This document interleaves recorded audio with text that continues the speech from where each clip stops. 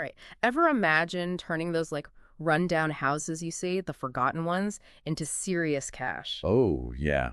Well, Lots of potential there. today we're diving into a world where that's not just a dream. Hmm.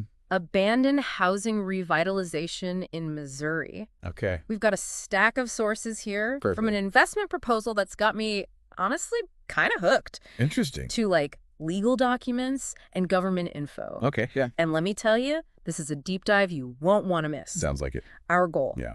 to understand if this investment opportunity, which focuses on buying, rehabbing, and then selling abandoned properties in Missouri, is the real deal. Makes sense. And of course, we'll be taking a close look at the legal side of things. This proposal is all about finding these forgotten properties and transforming them into something valuable. It's like flipping houses, but with a social impact twist. Oh, interesting. And get this, they're using a specific legal process, the Missouri Abandoned Housing Act, Okay. to make it all happen. All right. Now, to help us navigate this act, we have our expert. What are the crucial things we need to know about this act from an investor's perspective? Well, the Missouri Abandoned Housing Act, it isn't just legal jargon, you know? Right. It's the foundation for this entire investment strategy. It provides a clear path for organizations to acquire and renovate abandoned properties, turning those eyesores into assets. Okay, I'm all ears. So first things first. What exactly makes a property abandoned in the eyes of this law? Is it just any empty house, or is there more to it? There is a legal bar to clear, definitely. Okay. An empty house on its own doesn't automatically qualify as abandoned. Right. The Act specifies that the property needs to have been unoccupied for at least 6 months, have delinquent taxes, and be deemed a nuisance. That nuisance part is key. It implies the property's condition poses a threat to public health or safety. That makes sense. You wouldn't want, someone swooping in on a house that's just temporarily vacant. There needs to be a legitimate reason to intervene. So, how does an organization actually get the ball rolling? The proposal mentioned a petition process, something about going to court. Right. So using the act means filing a petition in circuit court. Okay. And here's where it gets interesting for investors. Okay. The petition needs to name every single party involved. Wow. Owners, occupants, anyone with a financial stake in the property, like mortgage holders. Wow, that sounds like a potential headache. Why so much attention to detail? Well, because the act is designed to be thorough and transparent.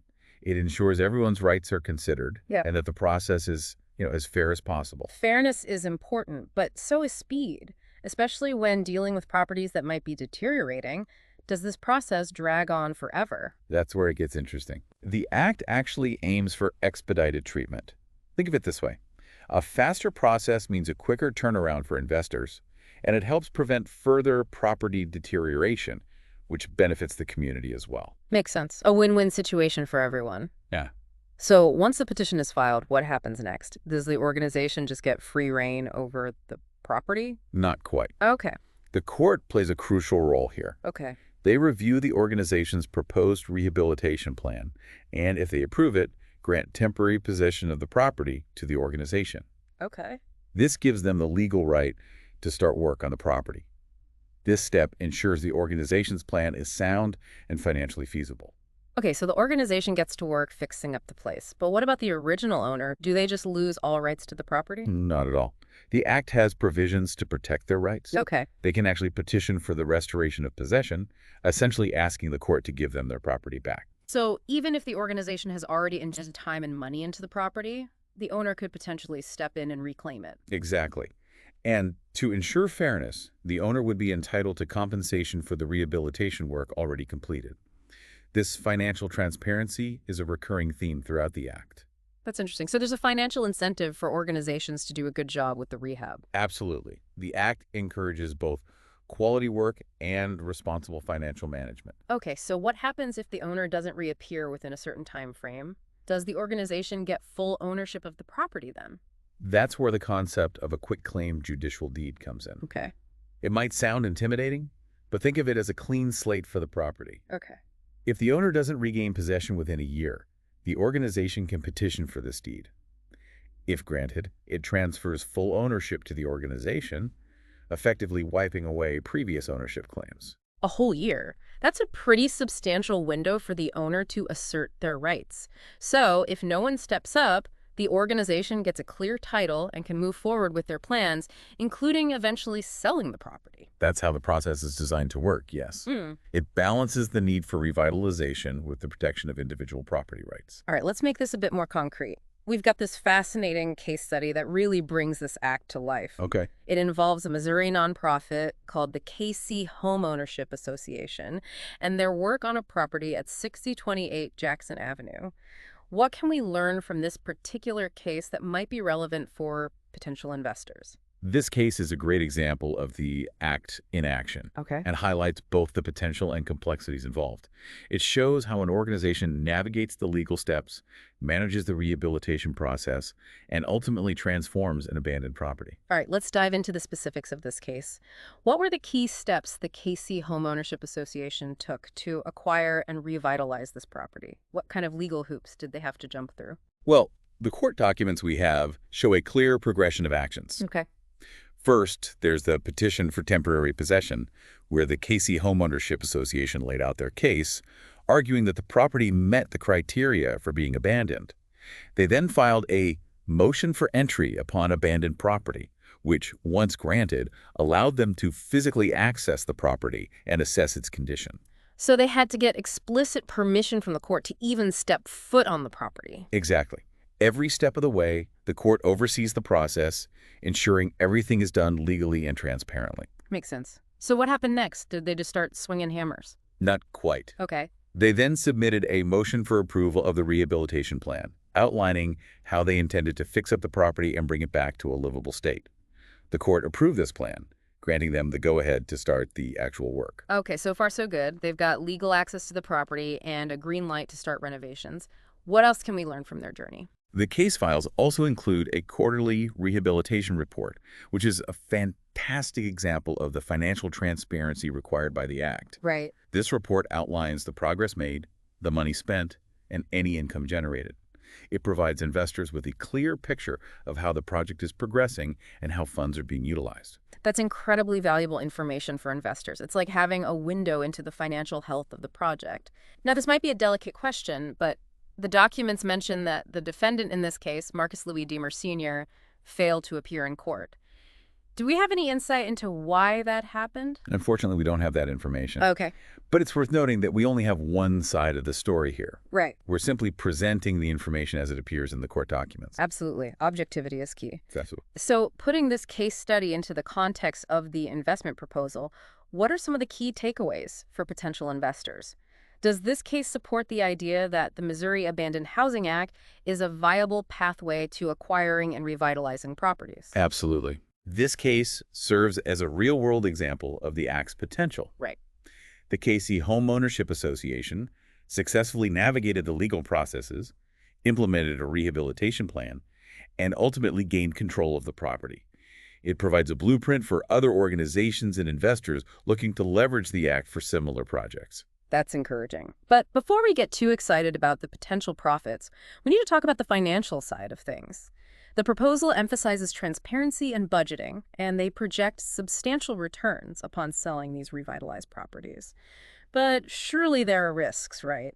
Buying a property, especially at a tax foreclosure sale, can't be a walk in the park. You're right. There are definitely risks involved. Okay. And potential investors need to be aware of those. All right. That's where our next document, A Guide from Jackson County, comes in. Okay. It provides some valuable insights into the potential pitfalls of buying properties at tax foreclosure sales. Okay, let's unpack those risks. What should investors be most wary of? One key point highlighted in the document is that the purchaser isn't just responsible for the winning bid at the auction. They also inherit any unpaid taxes or assessments that weren't included in the original judgment. Imagine winning a bid, thinking you got a great deal, only to find out you now owe thousands in back taxes. Ouch, that could really eat into your profits. Are there any other hidden costs investors should be aware of? The document also warns about things like mechanics lay-ins or code violations that might not be immediately apparent from public records. These hidden issues could turn a seemingly profitable investment into a financial nightmare. So while there's a potential for profit, it's not as simple as buying low and selling high. Due diligence is crucial. Absolutely. Understanding the potential risks and hidden costs is paramount to making informed investment decisions. All right, we've covered the legal process, a real-world case study, and some potential financial pitfalls. But there's one more piece of this puzzle we need to examine. We have this interesting document about nonprofit organizations in Missouri, specifically outlining the requirements for obtaining 501c3 status. Why is this relevant to our deep dive? This document is crucial because the KC Homeownership Association, the organization at the heart of our case study, is a nonprofit. Right. Understanding the rules governing these organizations is essential if you're considering partnering with or investing in a similar entity. All right, let's break down those nonprofit specifics. What are some of the key things investors should know about 501c3 organizations, particularly those involved in real estate revitalization? One key takeaway for investors is that these organizations have strict rules about how they can use their funds. Yeah. They can generate income, but they can't just distribute profits to individuals or use the money for private benefit. All revenue must be reinvested back into the organization's mission, which in this case would be revitalizing abandoned housing. So while the financial aspect is still in play, it's not about lining someone's pockets. The focus remains on the community impact. Precisely. And another important aspect to consider is that 501c3 organizations need a dissolution clause. A dissolution clause. What does that mean exactly? It's essentially a plan outlining what happens to the organization's assets if they cease to exist. Right. And according to the guidelines, those assets must be distributed to another charitable organization or used for charitable purposes as determined by the court. So even if the KC Homeownership Association were to dissolve, any properties they acquired wouldn't just disappear. They'd be directed towards another worthy cause, continuing the cycle of community benefit. Exactly. It's a system designed to ensure that the ultimate beneficiary is the community, regardless of what happens to the individual organizations involved. Okay, so we've got a solid understanding of the legal framework, seen a practical example of how it works, and explored the potential financial risks and the role of nonprofit organizations. Now let's shift gears and look at another case that offers a different perspective on this whole process. Okay. Remember Vernice Givens Monroe, the defendant in another case brought by KC Homeownership Association? Yeah. Well, we have a document titled Suggestions in Opposition to Dismiss, where Mrs. Monroe disputes the claims made against her by the association. Before we jump in, I want to be absolutely clear. We're not taking sides or making judgments here. Right. We're simply presenting the information we have from these sources as objectively as possible. Absolutely. All right, with that said, let's delve into Ms. Monroe's perspective and see what she has to say about the claims made against her by the KC Homeownership Association. This document raises some interesting questions and adds another layer to our understanding of how these cases can unfold. Mrs. Monroe asserts that the claims made in the KC Homeownership Association's petition are false. Unfortunately, we don't have the original petition in this particular case, so we're left with a bit of a puzzle. It's like having a missing piece of the puzzle. We can see the general picture, but there are gaps in our understanding. Exactly. We're unable to see the specific details of the association's claims, nor do we have Mrs. Monroe's detailed rebuttal. However, the fact that this document exists highlights the potential for disputes in these kinds of situations. It reminds us that the legal process, while designed to be fair, can still be complex and sometimes messy. Absolutely. It's crucial to remember that we're dealing with properties that were once someone's home. There's a human element here that we can't ignore. So let's connect this back to the investment proposal and what we've learned so far. We've got this proposal painting a picture of profits and community revitalization, but then we have this legal battle that complicates things. What does this tell us about the potential challenges and complexities investors might face? This case highlights the importance of thorough due diligence and understanding that every property and every legal case comes with its own unique set of circumstances. There's no one-size-fits-all approach. Right. Investors can't just blindly rely on the proposal's rosy outlook. They need to be prepared for potential legal hurdles and understand that every case might not be as straightforward as it seems. Exactly. Thorough research, understanding the legal processes involved, and being prepared for potential challenges are crucial for anyone considering this type of investment. All right, we've covered a lot of ground here. From the legal intricacies of the Missouri Abandoned Housing Act to the potential financial risks and the complexities of nonprofit involvement. We've also seen a case study showcasing the Act's potential and another case highlighting the potential for disputes and challenges. Before we move on, I want to take a moment to connect everything we've discussed back to our listener. What are some of the key insights you've gleaned from these documents that would be valuable for someone considering this type of investment? I think one of the biggest takeaways is that the Missouri Abandoned Housing Act can be a powerful tool for acquiring and revitalizing properties. Right. But it's not a get-rich-quick scheme. Right. There's a clear legal process to follow, potential risks to be aware of, and the importance of partnering with the right organizations. Excellent point. Due diligence and careful planning are paramount. What else should our listener keep in mind? Well, the case studies we've discussed highlight the fact that every property and every legal case is unique. Yeah. Investors need to approach each opportunity with a discerning eye, conducting thorough research, understanding the specific circumstances, and being prepared for potential challenges. Great advice. All right, we're going to take a short break here, but don't go anywhere. When we come back, we'll be digging deeper into the financial and ethical considerations surrounding this investment opportunity. Now, where were we? Ah, yes, delving deeper into the financial and potentially overlooked aspects of this investment opportunity. You got it. We've talked about the legal side, seen the act in action, but let's get down to brass tacks. The proposal mentions substantial returns. But how substantial are we talking? And what are the key factors that influence profitability in this market? Well, the potential for profit is definitely there. But like any investment, it's not without its challenges. Accurately assessing property value, that's one of the biggest hurdles investors face. Why is that so tricky? I mean, can't you just look at comparable properties in the area? It's not that simple with abandoned properties. Often they've been neglected for years. And the damage, it can be extensive. Figuring out the true cost of those repairs and renovations to bring them up to market standards, it can be a real guessing game. So there's a risk of underestimating those rehab costs, which could significantly eat into your profits. Are there any other factors that make valuing these properties difficult? Yeah, another challenge is the neighborhood itself.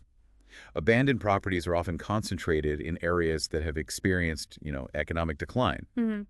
Accurately predicting whether those neighborhoods will rebound and how that rebound might impact property values, it's tricky. It's like trying to predict the future of the neighborhood. So how do savvy investors navigate this uncertainty? Well, they rely on a combination of experience, market research, and a bit of, gut instinct. Right. They look for signs of revitalization in the area. Okay. They assess the potential for future development and carefully consider the overall market trends. So it's not just about crunching numbers, it's about understanding the bigger picture. Exactly. Successful investors in this market have a knack for spotting potential where others see only blight. They're able to envision what a property could become and how it might fit into the future landscape of the neighborhood. That's fascinating. It's like they're urban visionaries, seeing possibilities where others see only problems. In a way, yes. They're taking calculated risks, betting on the future of these neighborhoods. And when those bets pay off, the returns can be substantial. All right, so there's money to be made. But it's not for the faint of heart. It requires a certain level of expertise, a willingness to take risks. Now, let's shift gears a bit and talk about something that hasn't been explicitly addressed in these documents, but is certainly worth pondering. What about the ethical considerations surrounding this type of investment? Yeah, that's a crucial aspect that investors shouldn't overlook. Right. While there's great potential for financial gain, positive community impact, we must acknowledge that these properties were once someone's home. Yeah. People may have lost their homes due to financial hardship, foreclosure, or other life circumstances. It's easy to get caught up in the excitement of the potential profits and kind of forget about the human stories behind these properties. Exactly. So as we evaluate this investment opportunity, it's essential to do so with sensitivity and awareness. We need to ask ourselves, how can we approach this in a way that respects the previous occupants and contributes positively to the community? Those are great questions. So what might a more ethical approach to this type of investment look like? Well, it starts with understanding the history of the property Uh-huh. and the circumstances that led to its abandonment. Okay. Perhaps there are ways to connect with previous occupants, offer support, or even involve them in the revitalization process. That's a really interesting idea. It shifts the focus from simply profiting from a property to acknowledging its past and potentially making amends for any harm caused. Yeah, it's about seeing these properties not just as investment opportunities, but as pieces of a community's fabric, each with its own unique story. That's a powerful perspective. It's about being mindful of the human impact of our investment decisions.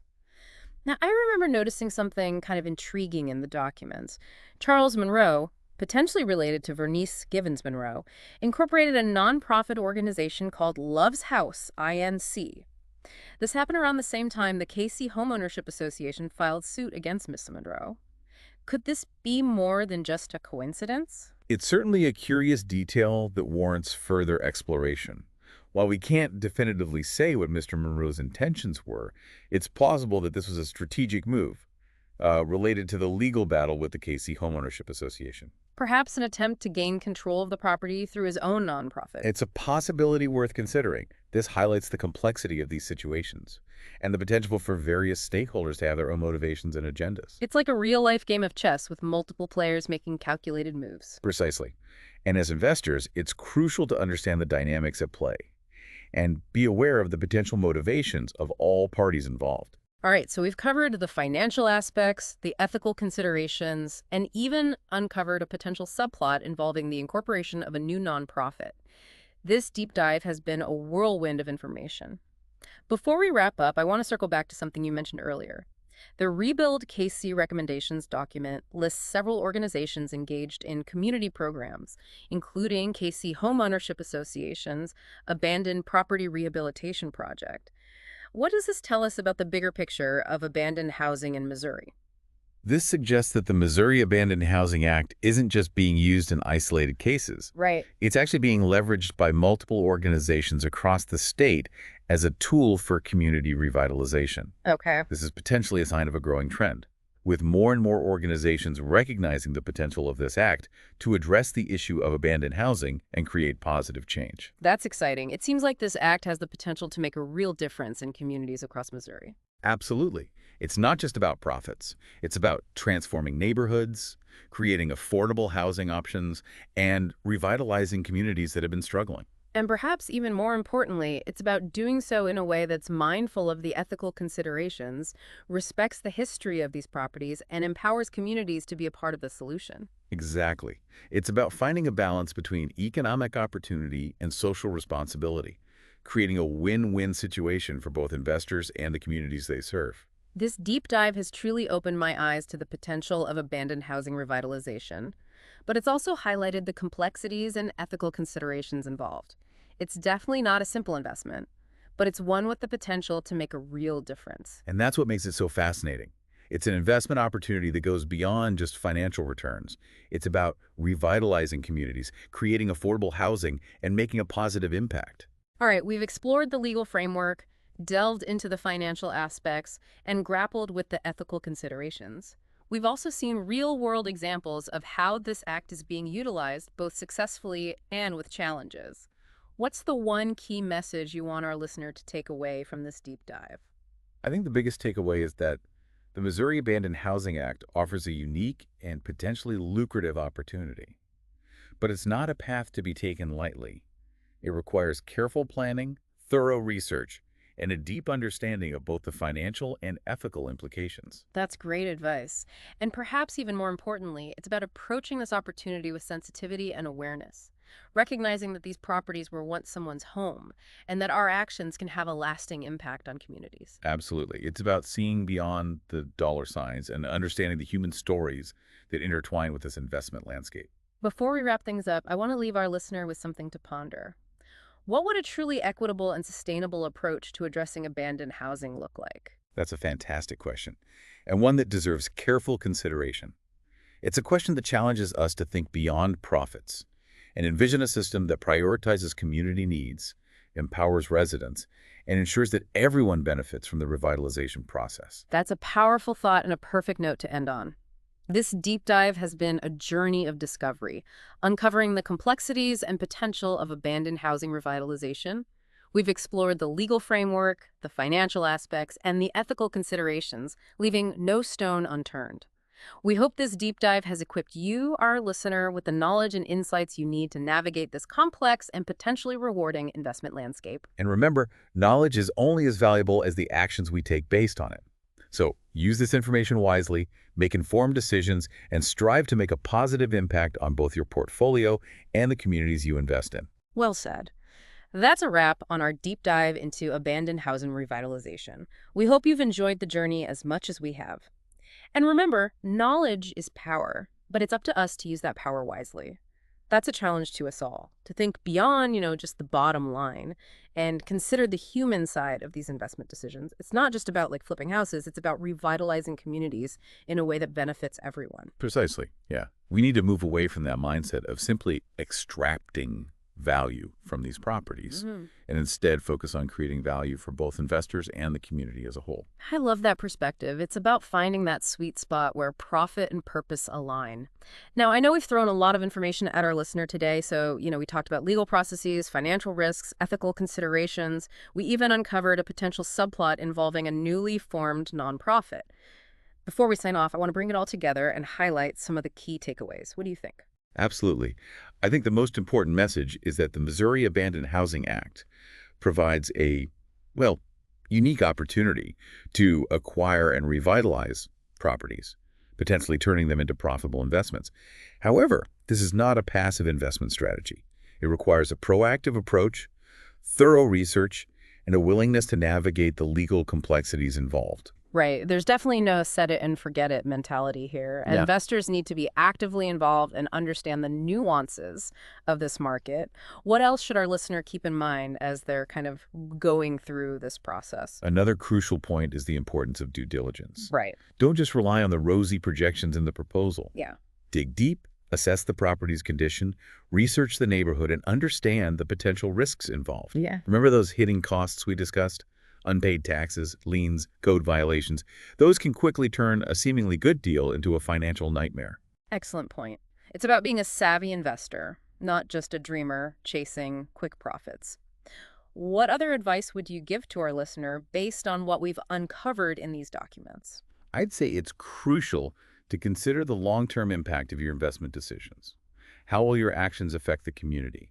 Are you contributing to, gentrification or displacement? Or are you helping to create affordable housing options and revitalize neighborhoods in a way that benefits existing residents? Those are important questions to ask. It's about being a responsible investor, someone who understands the power of their capital to really shape communities for better or for worse. Exactly. And if you're considering partnering with a nonprofit like the Casey Homeownership Association, make sure you understand their mission, their financial practices, and how they ensure community benefit. Great advice. It's about aligning yourself with organizations that share your values and commitment to ethical investment practices. This deep dive has been, truly fascinating journey, taking us through the intricate legal landscape of abandoned housing revitalization, exploring the financial opportunities and risks, and also grappling with those ethical considerations that come with, profiting from properties that were once someone's home. It's a testament to the complexity of this investment landscape and the importance of approaching it with both a financial and ethical lens. And remember, dear listener, this deep dive is just the starting point. Yeah. It's provided you with a framework for understanding this unique opportunity, but the real journey begins when you take this knowledge and apply it to your own investment decisions. So go forth, do your research, ask those tough questions, and strive to make investments that not only generate financial returns, but also create positive change in the communities you touch. Beautifully said. That wraps up our deep dive into abandoned housing revitalization. We hope you've enjoyed this journey of discovery, and as always, remember, knowledge is power, but it's up to us to use that power wisely.